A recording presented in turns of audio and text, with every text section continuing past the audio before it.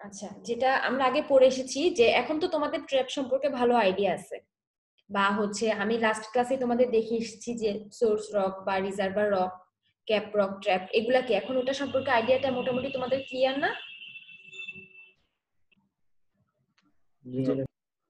হ্যাঁ, পড়লে আরো জিনিসটা পড়লে আরো ক্লিয়ার হবে। বা এখন যদি তোমাদেরকে আমি বলি যে একটা ট্র্যাপ সম্পর্কে বলো, তখন তো অটোমেটিক একটা যে ফিগারটা আমি দেখে এসেছি ওটা মাথায় তো সেট হয়ে যাওয়ার কথা, যে একটা সোর্স রকের উপর রিজার্ভার রক, দেন হচ্ছে ক্যাপ রক, এভাবে আছে।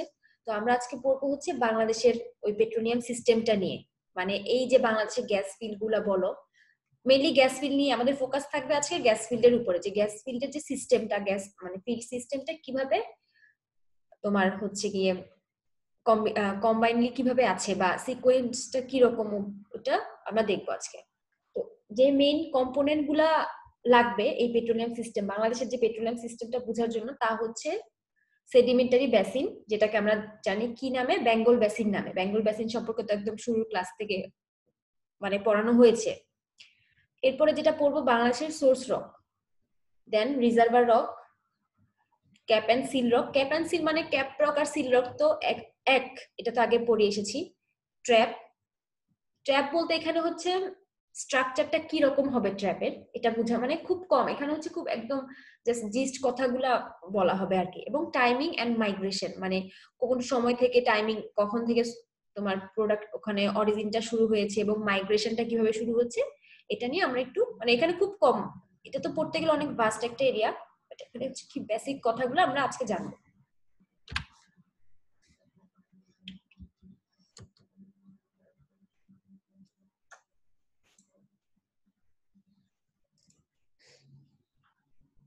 আচ্ছা, এখন আমরা যদি পড়ি যে তিতাস এরিয়া নিয়ে, তিতাস গ্যাস ফিল্ডের নাম তো আমরা সবাই জানি।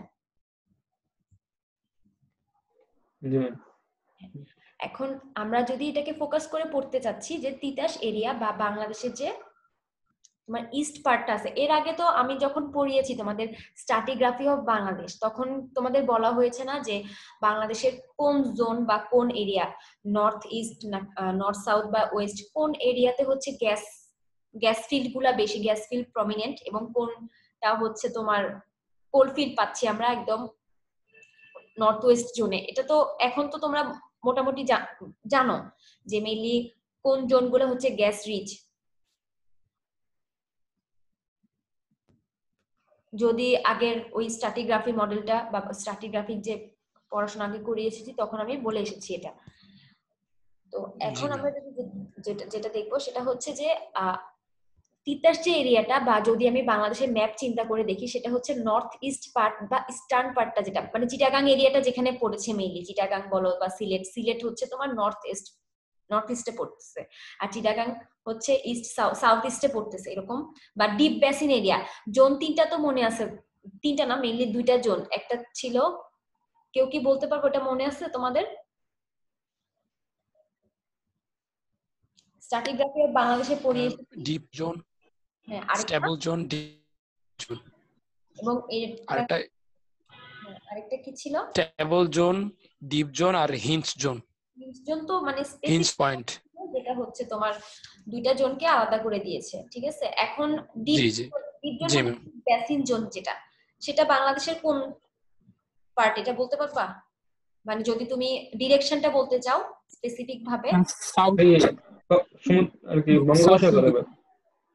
সাউথ ইস্ট এবং হচ্ছে তোমার স্টেবল জোন। তো এখন কি বলতে পারবা যে গ্যাস ফিল্ড ডমিনেন্ট জোন কোনগুলা, বা most of the gas field কোথায় আছে বা কোন জোনে আছে, ডিপ বেসিন জোনে নাকি স্টেবল জোনে?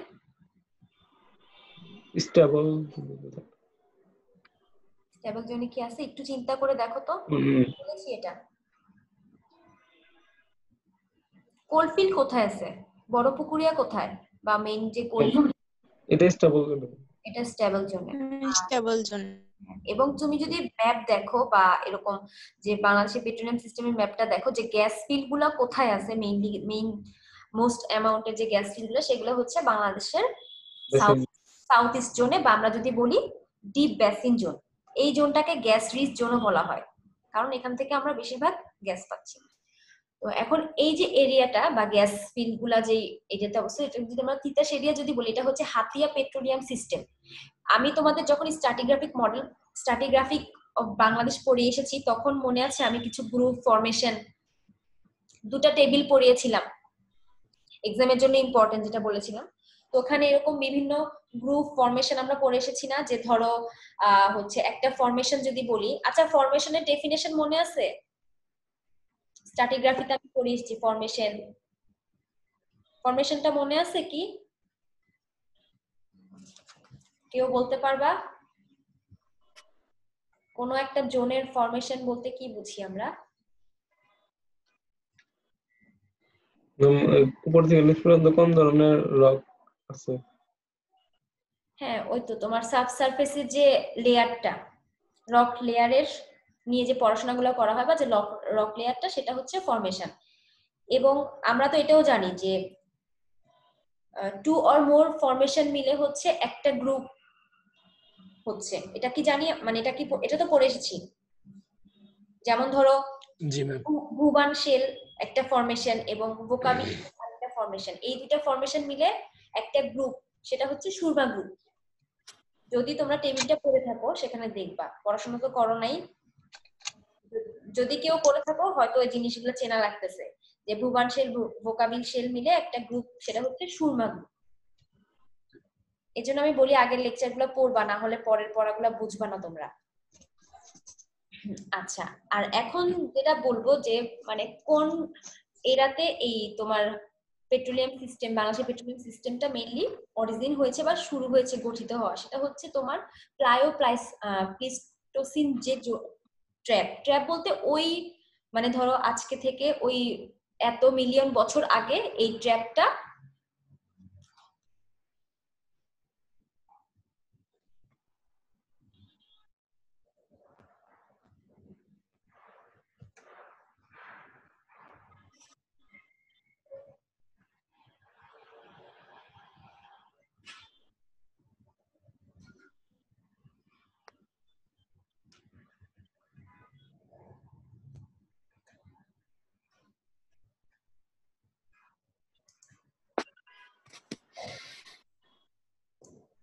কথা কি শোনা যাচ্ছে?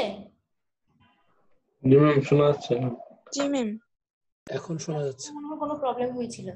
আচ্ছা, যেটা বলতেছিলাম আর কি, যে তোমার এই যে হাইড্রোকার্বন সিস্টেমটা, সেটাকে হচ্ছে যদি আমরা বলি যে এটা হচ্ছে তোমার যে প্লিস্টোসিন যে ট্র্যাপ বা ওই যে পিরিয়ডটা, সে সময় থেকে হচ্ছে হওয়া, মানে গঠিত হওয়া শুরু হয়েছে বাংলাদেশের যে ট্র্যাপ সিস্টেম বা পেট্রোলিয়াম ট্র্যাপটা।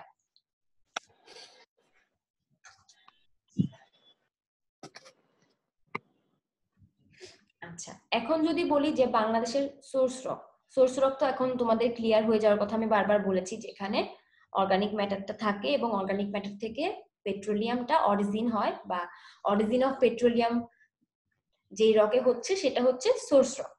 তো মেইনলি বাংলাদেশের সোর্স রকটা হচ্ছে ভুবান শেল, যেটা আমি একটু আগে বললাম যে ভুবান শেল কি একটা ফরমেশন। এটা হচ্ছে মায়োসিন এজ, যেটা মায়োসিন হচ্ছে তোমার আজ থেকে প্রায় 2 to 25 মিলিয়ন ইয়ার্স এগো যে এজটা ছিল মায়োসিন এজ, ওই সময় এই ভুবনশীল ফরমেশনটা ক্রিয়েট হয় বা ডেভেলপ হয়। তো এই মেইনলি ভুবনশীল, এবং আমি কিন্তু আগে বলে এসেছি যে source rock mainly shale rock গুলা হচ্ছে সোর্স রকের জন্য আদর্শ। তোমাদের কি মনে আছে যে হচ্ছে গিয়ে রিজার্ভার রক এবং সোর্স রক কোনটা কোন রক, মানে স্ট্যান্ডার্ড বা এক্সাম্পল যদি বলি যে মেইনলি রিজার্ভার রক গুলা কোন ধরনের রক হয়, মনে আছে? আমি লাস্ট ক্লাসে বলছি রক, এবং একদম স্ট্যান্ডার্ড হচ্ছে স্যান্ডস্টোন, ঠিক আছে? আর সোর্স রকটা কি ছিল? Shale rock. কেন কেন দুই রকমের রক দিয়ে তৈরি, এটা কি বলতে পারবা তোমরা যে কেন স্যান্ডস্টোনই হচ্ছে রিজার্ভার রক আর কেন শেল রকটাই সোর্স রক হচ্ছে, কেন সোর্স রক হিসেবে আমরা স্যান্ডস্টোন পাচ্ছি না? এটা বলতে পারবা? ম্যাডাম রিজার্ভার রকের কারণে ম্যাম, পারমিয়াবিলিটি আর পোরোসিটির কারণে। পারমিয়াবিলিটি পোরোসিটি তো আছে, সব রকেই আছে, কিন্তু কেন, মানে কেন দুইটা ডিফারেন্ট রক দিয়ে কি লাগবে আমার রিজার্ভার রকে সেডিমেন্টারি রকের এমন কি ক্যারেক্টারিস্টিক আছে যার কারণে এটা একটা স্ট্যান্ডার্ড রিজার্ভার রক, বা mainly most of the rock হচ্ছে গিয়ে রিজার্ভার রক, সেডিমেন্টারি রক কেন, বা স্যান্ডস্টোন কেন? স্পেসিফিক রিজনটা আমাকে বলো। তাদের পোরোসিটি আর পারমিয়াবিলিটির কারণে। পোরোসিটি পারমিয়াবিলিটির কারণে আছে, কিন্তু কেন এটা বেশি সাফিসিয়েন্ট? তোমার তো শেল রকেও পোরোসিটি থাকবে, না থাকলে অর্গানিক ম্যাটার বলো বা পেট্রোলিয়ামটা থাকবে কোথায়, অ্যাকুমুলেট হবে কোথায়? পোর স্পেস যদি না থাকে, তার মানে পোর স্পেস আছে মানে পোরোসিটি আছে। বাট যেটা সেডিমেন্টারি রকের ক্যারেক্টারিস্টিক সেটা হচ্ছে ওদের ইন্টারকানেক্টেড পোরোসিটি বেশি, পারমিয়াবিলিটি বেশি, এই কারণে ওরা হচ্ছে গিয়ে রিজার্ভার রক হিসেবে স্ট্যান্ডার্ড। এটা বলবা কারণ কেন, মানে আমি যদি জিজ্ঞেস করি বা এক্সামে বা কোনো জায়গায় যদি কোয়েশ্চেন আসে যে এরকম যে কেন স্যান্ডস্টোন হচ্ছে রিজার্ভার রক হিসেবে স্ট্যান্ডার্ড, তখন বলবা যে they have sufficient porosity and permeability other than igneous or metamorphic rock. আর শেল রক তো স্ট্যান্ডার্ড সোর্স রক হিসেবে, কারণ কি শেল রকে হচ্ছে অর্গানিক ম্যাটার থাকে অনেক বেশি, অনেক বেশি বলতে 1 থেকে 10% পর্যন্ত থাকে, এবং আরেকটা মেইন যেটা সেটা হচ্ছে টোটাল অর্গানিক কার্বন, টিওসি, এটার পরিমাণও শেল রকে অনেক বেশি থাকে। এই জন্য হচ্ছে শেল রক সোর্স রক হিসেবে স্ট্যান্ডার্ড। এবং বাংলাদেশের যে সোর্স রক সেটা হচ্ছে ভুবান শেল, এগুলা কিন্তু নাম দেওয়া হয়েছে ভুবান শেল, ঠিক আছে, ভুবান শেল, বোকাবিল শেল, এগুলো হচ্ছে এক একটা ফরমেশন, এবং এই ফরমেশন গুলো কি রক দিয়ে তৈরি? শেল রক, ঠিক আছে। তারপর আমি তোমাদের যেটা আগে বললাম যে ডিপ বেসিন যে এরিয়াটা বা হচ্ছে ইস্টার্ন ফোল্ডটা, সেটা হচ্ছে গ্যাস রিচ জোন, ঠিক আছে। ওখানে আমরা কি পাচ্ছি? ওখানে হচ্ছে গ্যাস ফিল্ড বেশি, মানে ধরো 98 or 99% গ্যাস ফিল্ড হচ্ছে আমার এই ইস্টার্ন ফোল্ডের দিকে বা হচ্ছে ডিপ বেসিন জোনে। এবং এই যে জোনটা বা এই যে সোর্স রক যদি বলি বাংলাদেশের ভুবান শেল, সেখানে হচ্ছে টিওসি যেটা টোটাল অর্গানিক কার্বন, এটা 0.2 থেকে 0.7% পর্যন্ত ভ্যারি করে। এবং আমরা পড়ে এসেছি আগে সোর্স রকে যে কোনো একটা শেল রকে তখনই সোর্স রক হতে পারবে বা সেখানে তখনই পেট্রোলিয়াম অরিজিন হতে পারবে যখন সেখানে টিওসিটা কত পার্সেন্ট থাকবে? 0.5%। এতটুকু ক্লিয়ার?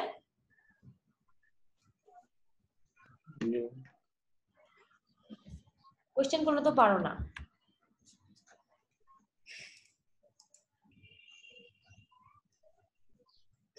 আচ্ছা, এরপরে সোর্স রক আমরা জানলাম, ঠিক আছে। বাংলাদেশের সোর্স রক হচ্ছে শেল রক বা ভুবান শেল হচ্ছে ওর প্রমিনেন্ট বা ডমিনেন্ট যে শেল রকটা সোর্স রক সেটা। এখন আমরা যেটা পড়বো সেটা হচ্ছে রিজার্ভার রক। আমি তো আগে রিজার্ভার রক সম্পর্কে আইডিয়া দিয়েই এসেছি যে রিজার্ভার রক হচ্ছে একটা সাবসারফেস বডি যেখানে কি থাকবে? সাফিসিয়েন্ট পোরোসিটি থাকবে এবং পারমিয়াবিলিটি থাকবে। কেন? যাতে সে কি করতে পারে? পেট্রোলিয়ামকে স্টোরও করতে পারে এবং ট্রান্সপোর্টও করতে পারে। রিজার্ভারের দুইটা বৈশিষ্ট্য থাকতে হবে, একটা হচ্ছে তার সাফিসিয়েন্ট পোর স্পেস, যাতে কি হয় পেট্রোলিয়াম সেখানে অ্যাকুমুলেটেড থাকতে পারে, মানে ওখানে জমা থাকতে পারে, এবং পারমিয়াবিলিটি থাকতে হবে যাতে সেই পেট্রোলিয়ামটা ট্রান্সপোর্ট হতে পারে খুব ইজিলি। এটা হচ্ছে রিজার্ভার রকের মেইন ক্যারেক্টারিস্টিক, এবং এই ক্যারেক্টারিস্টিক গুলো ফুলফিল করেছে হচ্ছে স্যান্ডস্টোন। আচ্ছা, স্যান্ডস্টোনের ক্লাসিফিকেশন কি পড়েছো তোমরা? মনে হয় ডিটেলসে পড়ার কথা না, তবুও ধরো স্যান্ডস্টোন তো সেডিমেন্টারি রক আমরা জানি, বাট স্যান্ডস্টোনের দুইটা ক্লাসিফিকেশন আছে, একটা হচ্ছে ক্লাস্টিক আর একটা কার্বনেট। এটা মানে এটা কি আগে পড়ে এসেছো বা শুনেছো এরকম ক্লাসিফিকেশন?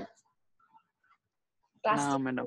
আচ্ছা, স্যান্ডস্টোন মেইনলি তো স্যান্ডস্টোন আমাদের বাংলাদেশের একদম বলা যায় 10 to 100% রিজার্ভার রক হচ্ছে স্যান্ডস্টোন। মেইনলি স্যান্ডস্টোন আর লাইমস্টোন হচ্ছে দুইটা রিজার্ভার রকের এক্সাম্পল, বাট বাংলাদেশের most of the reservoir rock হচ্ছে স্যান্ডস্টোন, ঠিক আছে। আর স্যান্ডস্টোনেরও দুইটা ক্লাসিফিকেশন আছে, একটা হচ্ছে ক্লাস্টিক আর একটা হচ্ছে কার্বনেট, ঠিক আছে। আর বাংলাদেশটা যদি বলি, বাংলাদেশে হচ্ছে ক্লাস্টিক সেডিমেন্টারি রকটা বেশি, মানে বাংলাদেশের রিজার্ভার রকগুলো হচ্ছে ক্লাস্টিক সেডিমেন্টারি রক বা ক্লাস্টিক স্যান্ডস্টোন। এবং এই যে রিজার্ভার স্যান্ডস্টোন গুলা, এগুলার এজ হচ্ছে ধরো মিওসিন এজের মিডল থেকে লেট পর্যন্ত যে সময়টা, ওই সময়কার, মানে তখন থেকে এটা ডেভেলপ হয়ে আসতেছে। এরপরে আমরা যাব রিজার্ভার রকের পরে একদম উপরে যদি বলি আমরা সাবসারফেস থেকে একদম উপরে, সেটা হচ্ছে ক্যাপ রক বা সিল রক। রিজার্ভার রক আর সোর্স রক তো আমরা জানি, একটা শেল রক আরেকটা হচ্ছে স্যান্ডস্টোন বা সেডিমেন্টারি রক। আর ক্যাপ রকের জন্য স্ট্যান্ডার্ড রক কোনটা?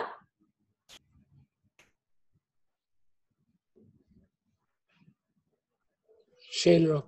শেল রক, ঠিক আছে। তো বাংলাদেশের যে শেল রকটা বা আপার যে শেল রক সেটা হচ্ছে ম্যারিন শেল, মানে ম্যারিন অরিজিনেটেড বা ওশান অরিজিনেটেড। এটা এই যে এই শেল রক বা ক্যাপ রকের এজ হচ্ছে তোমার মায়োসিন বা প্লায়োসিন এজ যদি বলো একদম লেট, একদম শেষ দিকে। কারণ এই ক্যাপ রকটা কিন্তু সবার শেষে ডেভেলপ হয়। তুমি যদি এজের দিক থেকে চিন্তা করো বা আজকে থেকে এত মিলিয়ন ইয়ার্স আগে যদি চিন্তা করো, সবার পরে ডেভেলপ হয় কিন্তু ক্যাপ রক। এবং এই যে তোমার আমরা যে এতক্ষণ পড়ে আসলাম যে তোমার রিজার্ভার রকটা মিওসিন এজের এই সময়টাতে ডেভেলপ হয়েছে, তারপর ক্যাপ রক হচ্ছে লেট মিওসিন এজে ডেভেলপ হয়েছে, বা সোর্স রক ওই সময়, এই সবকিছু তো হুট করে মানে আমরা জাস্ট একটা জায়গায় গেলাম, আমরা সেটা দেখে তো বলতে পারবো না যে এগুলোর এজ গুলা কিরকম। অবশ্যই কোনো টেকনোলজি আছে বা হচ্ছে কোনো প্রসেস আছে যার মাধ্যমে আমরা এজ গুলা জানতে পারি, ফরমেশনটা জানতে পারি, বা তোমার হচ্ছে লেয়ার গুলা বা স্ট্রাটিগ্রাফি সবকিছু স্টাডি করার জন্য আমাদের কিছু না কিছু প্রসেস লাগবে, বা এটাকে বলা হয় এক্সপ্লোরেশন করা। তোমরা মাইনিং এ পড়ে এসেছো এক্সপ্লোরেশন টার্মটা, পড়ে এসেছো কি মাইনিং এ পড়ে আসার কথা? 5টা টার্ম পড়ে জি ম্যাডাম। জি ম্যাম। হ্যাঁ, প্রসপেক্টিভ, দেন হচ্ছে এক্সপ্লোরেশন। এক্সপ্লোরেশন মানে কি? এক্সপ্লোর করা, জানা, কোনো কিছু মেজার করা, স্টাডি করা। তো এই যে এক্সপ্লোরেশন যে প্রসেসগুলো, এটার মাধ্যমে এটার একটা আছে হচ্ছে সিসমিক সার্ভে বলা হয়। এটা হচ্ছে আমরা একদম লাস্টে মানে জিওলজিতে একদম লাস্টের যে লেকচারগুলো আছে ওখানে আমরা এক্সপ্লোরেশনের বিভিন্ন টেকনিক নিয়ে পড়াশোনা করব। তো এই যে আমি এতক্ষণ যেটা পড়ে আসলাম যে রিজার্ভার রক বা ক্যাপ রক বা বাংলাদেশের পেট্রোলিয়াম সিস্টেমটা, এগুলো মেইনলি রিকগনাইজড করা হয়েছে এই সিসমিক সার্ভের মাধ্যমে। মানে যেই এরিয়াতে যেই টেকনিকগুলো আমার সুইটেবল আমরা সেভাবে ওগুলো স্টাডি করে এসেছি, বা জিওলজিস্টরা যদি বলি জিওলজিস্টরা স্টাডি করে এসেছে। আচ্ছা, এখন যদি বলি বাংলাদেশের ট্র্যাপটা স্ট্রাকচারটা কি রকম, আমি তোমাদের একটা কমন ফিগার দেখিয়েছি না ট্র্যাপের? একদম শুরুতে যেটা ছিল অ্যান্টিক্লাইন ট্র্যাপ, যেটা উপরে মানে কনভেক্স যদি জি বলি। ম্যাম। হ্যাঁ, তো বাংলাদেশের যে পেট্রোলিয়াম সিস্টেমটা বা বাংলাদেশের ট্র্যাপটা সেটা হচ্ছে লো অ্যাঙ্গেল অ্যান্টিক্লাইন, মানে খুব লো অ্যাঙ্গেলের অ্যান্টিক্লাইন ট্রেন্ডিং ট্র্যাপ গুলা, ঠিক আছে? এবং এটার ফেস পড়তেছে নর্থ থেকে সাউথের দিকে। এই তাহলে বাংলাদেশের পেট্রোলিয়ামের পেট্রোলিয়াম ট্র্যাপ টাইপটা হচ্ছে তোমার লো অ্যাঙ্গেল অ্যান্টিক্লাইন টাইপ বা অ্যান্টিক্লাইন ট্রেন্ডিং। আচ্ছা, এবং টাইমিং এর মাইগ্রেশন যদি আমরা যাই যে তোমার হচ্ছে শুরুটা কখন থেকে, মানে টাইমিং মাইগ্রেশন তো আগের ক্লাসে আমি বলে এসেছি, মাইগ্রেশনটা তো ক্লিয়ার এখন তোমাদের, তাই না? সোর্স রক থেকে মাইগ্রেশনটা বলতে পারবা কেউ আমাকে? পেট্রোলিয়াম মাইগ্রেশনটা কি? সোর্স রক থেকে রিজার্ভার রকে রিজার্ভার যাওয়া। সোর্স রক থেকে রিজার্ভার রকে কি যাবে? পেট্রোলিয়াম গ্যাস পেট্রোলিয়াম যাবে, ঠিক আছে। কেন যাবে, কেন চলে যাবে ওরা সোর্স রক থেকে রিজার্ভার রকে? চাপের কারণে। শুধু কি চাপের? না, ঘনত্বর কারণে। প্লবতা ঘনত্ব। প্লবতা ঘনত্ব। মাইগ্রেশনের ক্লাসিফিকেশন কি কি ছিল বলো তো? প্রথমে কি প্লবতার কারণে চলে যাবে সোর্স রক থেকে ওরা? না ম্যাম, ডেনসিটির কারণে। ডেনসিটি, এবং আরেকটা যেটা ওই একজন অ্যান্সার দিয়েছো মনে হয় চাপ, মানে এভাবে বলবা না এখন, চাপ তাপ না বলে প্রেসার, ঠিক আছে? সামনে যখন ভাইবা টাইবা ফেস করবা তখন প্রেসার ডেনসিটি। হ্যাঁ প্রেসার বলবা। না এতদিন তো পড়ে এসেছি আমরা চাপ তাপ, আমি জানি, বাট এখন ধরো মানে সুন্দর, যেটা শুনতেও সুন্দর লাগে এবং এটাই নিয়ম যে তুমি প্রেসার বলবা, যে প্রেসারের কারণে। সব লিকুইডের তো তোমার ক্যারেক্টারিস্টিকই থাকে, সে হচ্ছে বেশি প্রেসার থেকে কম প্রেসারের দিকে চলে যাবে। তো ওদের একদম বেশি ডেপথ, যে বুরিয়াল ডেপথটা একদম থেকে তাদের প্রবণতাই থাকবে হচ্ছে চলে আসার। তাহলে ম্যাম হ্যাঁ বলো। ম্যাম রিজার্ভার রক, সরি মানে যেটা সোর্স রক ওইটাও তো শেল রক, আবার যেটা ক্যাপ রক ওইটাও তো শেল রক। তার শেল রক মানে দুইটাই শেল রক হওয়ার পরেও ক্যাপ রক থেকে মানে বের হয়ে আসে না কেন পেট্রোলিয়াম? না, কারণ হচ্ছে তোমার পেট্রোলিয়ামটা রিজার্ভার রকে অ্যাকুমুলেট হয়ে গেছে। ক্যাপ রক দিয়ে তো আসবে না, ওরা তো অলরেডি তোমার রিজার্ভার রকে এসে ওখানে অ্যাকুমুলেটেড হয়ে গিয়েছে, এবং ওখানে তো প্রেসারটাও কম, ডেপথটা কম, ওখানে ওখানে প্রেসারটা কম, এবং ওখানে ওরা সাফিসিয়েন্ট স্পেস পেয়ে গিয়েছে, তার যার কারণে ওরা ওখানে অ্যাকুমুলেট অবস্থায় আছে, যে ওরা এখন ওখানে সেফ। নিচে থেকে ওদের প্রেসার মানে ওভার প্রেসার পড়াবো, ওভার বার্ডেন প্রেসার, যেটা হচ্ছে উপরের থেকে যে প্রেসারটা পড়তেছে, ঠিক আছে, এবং নিচে থেকে যেটা হচ্ছে সোর্স রক দিচ্ছে, বা অনেক পেট্রোলিয়াম যখন একসাথে আছে নিচে থেকেও তো, আমি যদি পেট্রোলিয়াম ট্র্যাপটা দেখাই, মনে আছে যে ওয়াটার ছিল, নিচে থেকে ওয়াটার ছিল, নিচের যে ডেপথের কারণে যে প্রেসার কারণে দেখা গেছে ওদের মানে এনভায়রনমেন্টটা এরকম হয়েছে যে ওরা উপরের দিকে পুশড হচ্ছে, এবং তারা গিয়ে দেখুন যখন রিজার্ভারে সুন্দর মতো অ্যাকুমুলেট হয়ে গিয়েছে, কেন, কারণ ওখানে অনেক পোর স্পেস আছে এবং তারা নিজেদের মধ্যেও মুভমেন্ট করতে পারতেছে। রিজার্ভার রকের পোর স্পেস গুলোও কি পারমিয়াবেল, যার কারণে নিজেদের মধ্যে ওরা মুভমেন্ট করতে পারতেছে, ওরা হচ্ছে প্লেস চেঞ্জ করতে পারতেছে। এটা উপরের দিকে উঠে আসতেছে না, বা উঠে আসলে ওই যে ক্যাপ রকটা ওটা তো সিল করে দিচ্ছে, যার কারণে এটা ফার্দার আর মুভমেন্টই করতেছে না। এটা সুন্দর ক্যাপ রকে কোনো প্রেসার দিচ্ছে সেটা খুবই কম। উপর থেকে তো অবশ্যই ওভারবার্ডেন প্রেসার তো পড়বে, উপর থেকে ক্যাপ রক বলো বা সারফেসের একটা প্রেসার তো ওদের উপর পড়েই, কিন্তু এটা খুবই নেগলিজিবল, ঠিক আছে। এই জন্য হচ্ছে এটা ফার্দার আর ক্যাপ রক ভেদ করে উপরে চলে আসে না। বাট সেদিন একজন বলেছিল যে হচ্ছে অনেক ফিল্ডে দেখা যায় যে গ্যাস চলে আসতেছে, অয়েল চলে আসতেছে, কেন? আমি তো বললাম এই যে প্রেসারটা, এই যে এনভায়রনমেন্টাল যে ফিনোমিনাল গুলো আমরা জানি না তো কখন কি হচ্ছে, তো নিচে থেকে দেখা যাবে যে ওই যে ফ্লুইডের প্রেসারটা বা ফরমেশন ফ্লুইড বলা হয় পেট্রোলিয়ামকে, আমরা যখন ফার্দার পড়বো এটাকে বলা হয় ফরমেশন ফ্লুইড। ফরমেশনের যে ফ্লুইডটা থাকে সেটা অয়েল হোক আর তোমার গ্যাস হোক বা ওয়াটার হোক, ফরমেশন ওয়াটার, তো দেখা যায় নিচে থেকে যে চাপটার কারণে ওই ক্যাপ রক সিল রক কিন্তু ফ্র্যাকচারও হচ্ছে এই কারণে দেখা যাচ্ছে যে উপরে চলে আসতেছে ন্যাচারাল ফিনোমিনাল। বা যদি আমরা নর্মাল জেনারেলাইজড ভাবে চিন্তা করি যে ক্যাপ রকটা হচ্ছে ব্যারিয়ার হিসেবে ওটাকে রিজার্ভার রকেই সুন্দর করে অ্যাকুমুলেট করে রাখছে। এবং তুমি যদি এরকম হতো ক্যাপ রক নেই, ঠিক আছে, শুধু রিজার্ভার রক এক্সপোজড, এরকম হয় না, মানে ন্যাচারাল যে প্রসেস গুলো এটা হবে তোমার ওই আসতেছে, সেডিমেন্টেশন তো হচ্ছে, যার কারণে এই যে বছরের পর বছর বা মিলিয়ন মিলিয়ন ইয়ার্স ধরে যে সেডিমেন্টেশন গুলো হচ্ছে, এর ফলে দেখাই যাচ্ছে যে রিজার্ভার রকের উপরে আমার ক্যাপ রক গুলা ডেভেলপ হচ্ছে, এটা ন্যাচারালি হচ্ছে। বাট যদি চিন্তা করে দেখো যে রিজার্ভার রকের উপরে কোনো ক্যাপ রক নেই, এই দেখবা তেল গ্যাস সব উপরে চলে আসছে। ম্যাম তাহলে কি ক্যাপ রক কখনো সোর্স রকে পরিণত হয় না? না, সোর্স রকে পরিণত কিভাবে হবে, কারণ সোর্স রক তখনই পেট্রোলিয়াম উৎপাদন করতে হবে, হিট এন্ড প্রেসার তো পাচ্ছে না। ম্যাডাম যখন হিট এন্ড প্রেসার পাবে মানে আরো হবে কয়েক মিলিয়ন বছর বিলিয়ন বছর পর, কখনোই কি সোর্স রক হবে না?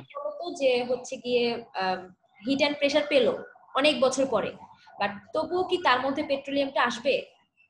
তুমি নিজেই নিচে তো আগে জীবাশ্ম থাকতে হবে।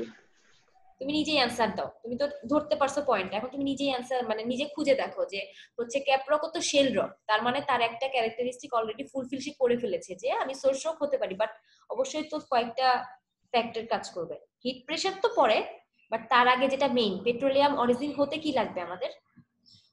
জীবাশ্ম, অর্গানিক ম্যাটার লাগবে, অর্গানিক কার্বন, হ্যাঁ হাইড্রোকার্বন, হাইড্রোকার্বন লাগবে, এবং এই হাইড্রোকার্বন থাকলেই তো হবে না, এখানে কিছু অ্যামাউন্ট আছে, যেমন টোটাল অর্গানিক 1%।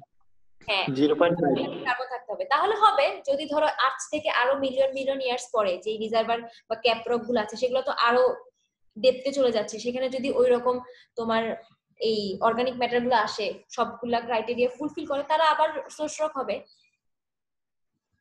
এটাই তো প্রসেস, এটাই তো এনভায়রনমেন্টের প্রসেস। এই কারণে তো ধরো ঠিক আছে একটা টাইমে এই রিজার্ভার গুলা বা এই যে রিসোর্স গুলা শেষ হয়ে যাবে, কিন্তু এটা আসলে অদূর ভবিষ্যতে অনেক বেশি দূরে, কারণ যেরকম ভাবে এগুলো প্রডিউস মানে চলে আসতেছে, আমরা উঠিয়ে নিয়ে আসতেছি নিচে থেকে, এভাবে তো আরো প্রডিউসও হচ্ছে বা অরিজিনও হচ্ছে। অনেক জায়গায় বলে বা শুনবা যে হচ্ছে গ্যাস শেষ হয়ে যাচ্ছে, অয়েল শেষ হয়ে যাচ্ছে, কি হবে রিনিউয়েবল এনার্জি নিয়ে চিন্তা করতে, বাট এটা আসলে আরো অনেক জেনারেশন এগুলা শেষ করে তারপরে শেষ হবে, আসলে এত জলদি শেষ হবে না, কারণ এটা একটা এনভায়রনমেন্টাল প্রসেস, এটা চলবে যতদিন পৃথিবী আছে, এটা চলতে, হয়তো একটা সময় স্ক্যারসিটি চলে আসবে, কমে যাবে, শর্টেজ আসবে, বাট একদম যে টোটালি হুট করে একদিন সব গ্যাস সব অয়েল শেষ হয়ে যাবে এরকম না। ঠিক আছে, তো ক্লিয়ার? আর কোনো কোশ্চেন আছে? পেট্রোলিয়াম সিস্টেম, বাংলাদেশের পেট্রোলিয়াম সিস্টেম নিয়ে এতটুকু মানে মোটামুটি পড়লেই হবে, ঠিক আছে? এটা হচ্ছে বদরুল ইমাম স্যারের বইয়ের চ্যাপ্টার 3 থেকে পড়ানো। কারো কোনো কোশ্চেন আছে? ম্যাম ওই বিষয়টা আরেকবার ক্লিয়ার করলে, মানে বাংলাদেশের মানে কোন জায়গা দিয়ে গ্যাস পাওয়া যাবে, মানে সেই জায়গাটা গ্যাস পাওয়ার মূল কারণটা, আচ্ছা, গ্যাস মানে গ্যাস কেন পাওয়া যাবে? গত ক্লাসটা কি তুমি করেছো? জি ম্যাম করছি, মানে ওই জিনিসটা আরেকবার একটু ক্লিয়ার করলে আর কি। এখন তুমি আমাকে বলো, গত ক্লাসে আমি একটা কথা বলেছিলাম যে কোন একটা জোন গ্যাস প্রডিউস হবে বা ওখানে অয়েল পাওয়া যাবে, এটা কোন দুইটা ফ্যাক্টরের উপর ডিপেন্ড করে, কি বলতে পারবা? বা তুমি যদি নরমাল চিন্তা করো, এতদিন ধরে যে ক্লাস করে এসেছো, যে একটা সোর্স রকে আমি অয়েল পাবো নাকি গ্যাস পাবো, কি এই তো মেইনলি এই অয়েল গ্যাস পাবে, কি ধরনের পেট্রোলিয়াম ওখানে অরিজিন হবে, তো মেইনলি কোন দুইটা ফ্যাক্টরের উপর ডিপেন্ড করে? দুইটা ফ্যাক্টর আছে, আমি গত লাস্ট ক্লাসে বলেছি। ম্যাডাম অর্গানিক ম্যাটার আর degree of maturation. Degree of maturation, thermal maturation. এখন তুমি বলো অর্গানিক ম্যাটার, বা আমি যদি বলি কেরোসিন টাইপ, তোমরা যদি কেরোসিন টাইপটা ডিটেইলসে পড়ো, টাইপ 1, টাইপ 2, টাইপ 3, তো এটা কি মনে আছে যে কোন টাইপ থেকে অয়েল এবং কোন টাইপ থেকে মেইনলি গ্যাস পাওয়া যায় বেশি? টাইপ 1 যেটা, সেটা থেকে কি পাবা মেইনলি? ডমিনেন্ট ম্যাটারটা কি, অয়েল নাকি গ্যাস? জোনটা মনে আছে? 3টা জোন পড়িয়েছিলাম, ডায়াজেনেসিস, ক্যাটাজেনেসিস, মেটাজেনেসিস। ম্যাডাম ক্যাটাজেনেসিসে দুইটাই পাওয়া যাবে। জি ম্যাম। হ্যাঁ, দুইটাই পাওয়া যাবে। দুইটা পাওয়া যাবে বলতে দুইটা কি একসাথে পাওয়া যাবে নাকি? ক্যাটাজেনেসিস জোনে তো দুইটা পাওয়া যাবে, কিন্তু দুইটা কি একসাথে তো পাওয়া যাবে না মনে হয়। একসাথে বলতে ম্যাডাম ওই জোনেই পাওয়া যাবে। হ্যাঁ, ওই জন্য আমি পাওয়া যাবে জানি, কিন্তু দুইটা ডিফারেন্স আছে, ডেপথ এন্ড টেম্পারেচার। ওয়েল একটা গ্যাস উইন্ডো। হ্যাঁ, গ্যাস উইন্ডো, ওই দুটার ডিফারেন্সটা কি? দুইটা উইন্ডো যে, সে দুটার ডিফারেন্সটা কি? টেম্পারেচার এন্ড ম্যাডাম তাপমাত্রার পার্থক্য। হ্যাঁ, টেম্পারেচারের পার্থক্য এবং ম্যাম নিচের দিকে গ্যাস, উপরে অয়েল।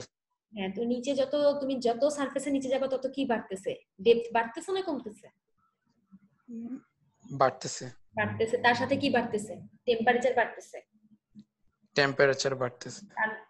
তাহলে তুমি যদি চিন্তা করো যে ডিপ বেসিন জোনটা যদি গ্যাস প্রমিনেন্ট জোন হয়, তার মানে হচ্ছে সেখানে অবশ্যই ডেপথ এবং ডেপথের সাথে সাথে যে টেম্পারেচারটা, ঠিক আছে? এবং এটা একদম নরমাল যে টেম্পারেচার গ্রেডিয়েন্ট, আমরা সামনে পড়বো এটা সাবসারফেস টেম্পারেচার নিয়ে, তখন দেখবা যে টেম্পারেচারটা হচ্ছে ডেপথের উপর ডিপেন্ড করতেছে। Temperature is a function of depth, মানে যত ডেপথ বাড়বে তত টেম্পারেচার বাড়তেছে, ঠিক আছে? ম্যাডাম প্রেসারও তো বাড়বে। প্রেসার তো বাড়তেছে, বাট আমি তোমাদের তো আগেও বলতেছি দুইটা মেইন ফ্যাক্টর, সেটা হচ্ছে degree of maturation and degree of, আরেকটা হচ্ছে type of organic matter. Maturation মানে থার্মাল ম্যাচুরেশন যদি বলি, প্রেসার তো তুমি প্রেসার তো অবশ্যই লাগবে, ঠিক আছে? প্রেসারের কারণে কিন্তু কম্প্রেস হচ্ছে, যত তুমি গ্যাসকে প্রেসারাইজড করবা গ্যাসটা কি বাড়বে, মানে কি হবে বলো তো? যদি গ্যাসিয়াস ফেজটাকে আমরা কম্প্রেস করলে কি হয়? লিকুইড হয়, লিকুইড অয়েল হয়ে যায়। সামনে তোমরা ইন্ট্রোপিএমই তে পড়েছো কিনা বলতে পারছি না, বাট এটা মানে দেখবা ফিল্ডে এরকম হয় যে, যেমন ধরো ক্রুড অয়েল বা যদি অয়েল বলি, অয়েলে কিছু গ্যাস একদম তোমার হচ্ছে সলিউবল গ্যাস বলে, মানে ওটা হচ্ছে দ্রবীভূত অবস্থায় থাকে অয়েলের সাথে, অনেক বেশি চাপে প্রেসার থাকে রিজার্ভারে অনেক বেশি, যার ফলে অয়েল এবং গ্যাসটা দেখা যায় একসাথে একই ফেজে থাকে। এরপরে সারফেসে নিয়ে আসার পরে, মানে যখন আমি উঠিয়ে উপরে নিয়ে আসলাম আর্থের সারফেসে, তখন দেখা যায় প্রেসার কমে যায়, ফলে গ্যাসটা হচ্ছে অয়েল থেকে আলাদা হয়ে যায়। এটা ইন্টারপিএমই তে পড়ার কথা, বা সামনে আরো তোমার হচ্ছে ক্লিয়ার হবে জিনিসটা। তো আচ্ছা, যে কোশ্চেনে আমরা ছিলাম মেইনলি যে ওই ডিপ বেসিন জোনে কেন গ্যাস পাচ্ছি, তাহলে ওই যে ওই দুটা ফ্যাক্টর, ওইটা হচ্ছে ম্যারিন এবং আমি যেটা বললাম টাইপ অফ কেরোজিন, টাইপ 1 এবং টাইপ 2 থেকে মেইনলি আমরা অয়েল পাই, ঠিক আছে? এবং টাইপ 2 থেকে আমরা গ্যাস পাই। টাইপ 3 যেটা হিউমিক কেরোজিন যেটা বা ল্যান্ড, ওখান থেকে মেইনলি আমরা গ্যাস পাচ্ছি, ঠিক আছে? তো আমাদের ওই ডিপ বেসিন জোনে এই দুটা ফ্যাক্টর ফুলফিল করতে, মানে দেখা যাচ্ছে যে থার্মাল ম্যাচুরেশনটা এমন পর্যায়ে গিয়েছে বা এমন ফেজে চলে গেছে যে সেখানে আমরা শুধুমাত্র গ্যাস পাচ্ছি, ঠিক আছে? এবং তার অর্গানিক ম্যাটার গুলা দেখা গিয়েছে ওখানে হচ্ছে তোমার টাইপ 2 বা টাইপ 3 টাইপসের, টাইপ 2 আর টাইপ 3 এই দুই টাইপসের কেরোসিন বেশি পাচ্ছি বা বেশি সোর্স রকে, যার কারণে সেখানে তোমার গ্যাস প্রডিউস হচ্ছে। এবং যে থার্মাল ম্যাচুরিটি বা ডেপথ, এবং টেম্পারেচার তোমার এটা হচ্ছে গ্যাস প্রডিউস করার জন্য সুইটেবল। এই কারণে মেইনলি ওই ডিপ বেসিন জোনটা যদি বলি ওখানে আমরা গ্যাস পাচ্ছি। এটা কি ক্লিয়ার?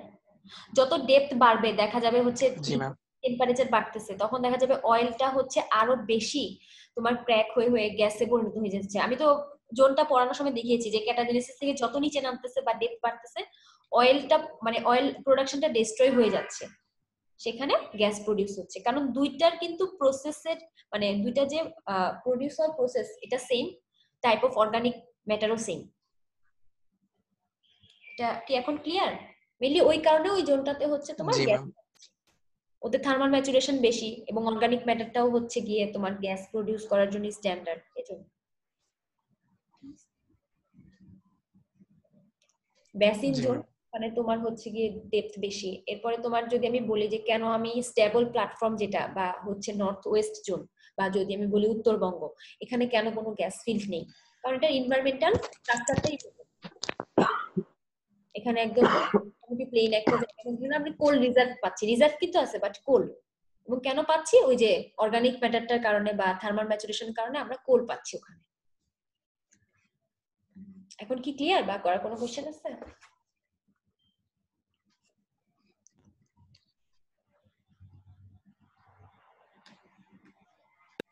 ম্যাডাম আউট একটা কোশ্চেন আছে ম্যাডাম। হ্যাঁ বলো। ম্যাডাম পেট্রোলিয়াম ইঞ্জিনিয়াররা কি স্বর্ণ উঠাতে পারে না? পেট্রোলিয়াম ইঞ্জিনিয়ার বলতে এটা হচ্ছে মাইনিং ইঞ্জিনিয়ারদের কাজ।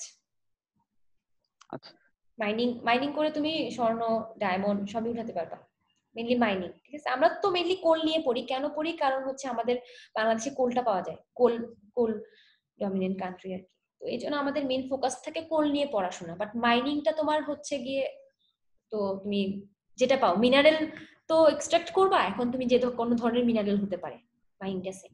পেট্রোলিয়াম ইঞ্জিনিয়ার আর মাইনিং ইঞ্জিনিয়ারদের কিন্তু তোমার ফিল্ড দুটো আলাদা। পেট্রোলিয়াম দিয়ে আমি গ্যাস অয়েল বুঝাচ্ছি আর মাইনিং দিয়ে আমি মিনারেল বুঝাইতেছি, বাট কিছু কাজ ওরা হচ্ছে ইন্টারকানেক্টেড। যেমন যে এই যে জিওলজি পড়তেছি এটা কিন্তু দুইটা ফিল্ডের জন্য সেম।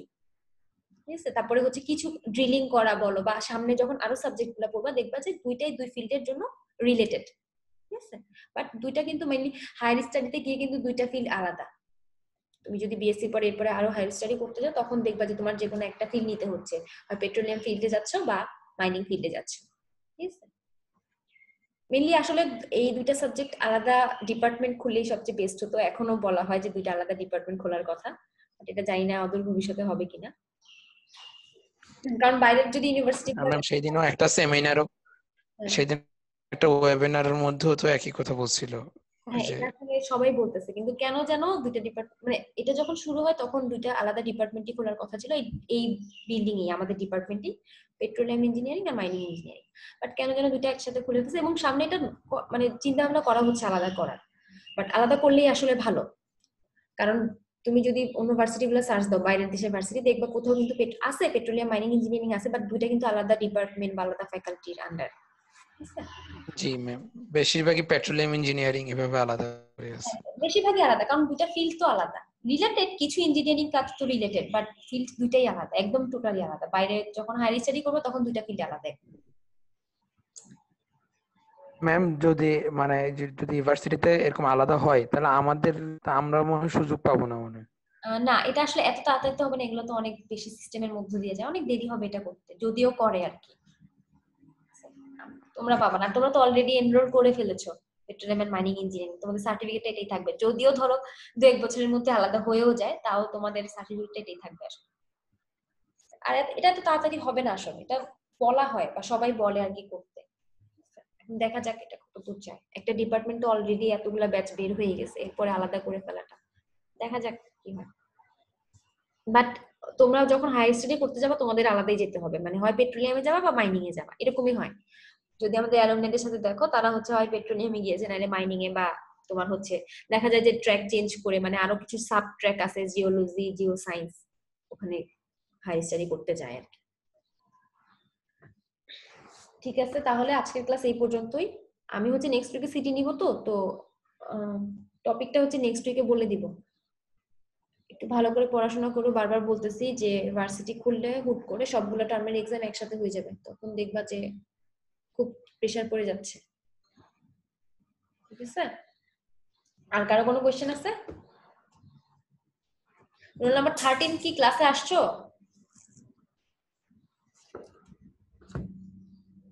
তোমাদের আসলে অ্যাটেন্ডেন্স নিয়ে বোঝা যাবে যে তোমরা কয়জন ক্লাস করতেছো আর কয়জন করতেছো না। আচ্ছা ঠিক আছে, আজকের ক্লাস এই পর্যন্ত।